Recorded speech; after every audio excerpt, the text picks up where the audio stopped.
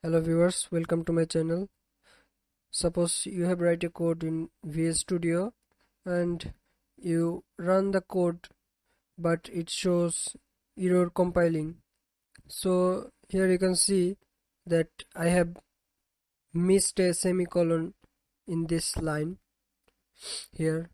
So as you can see, you in the output section that here it is error expected semicolon before this curly bracket. So you can also see this in problem section that expected a semicolon in line 8 column 9. So suppose you just mistakenly right click on this and disable error squiggles. So now as you can see the problem will not show here. So how to enable this error squiggles again? In order to do that you have to click Ctrl plus Shift plus P and you have to search C++ and you will see that enable error squiggles here.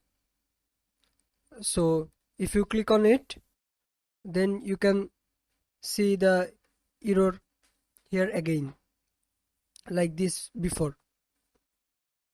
So this is how you can enable your error squiggles again if you mistakenly or intentionally disabled it. So thank you for watching this video.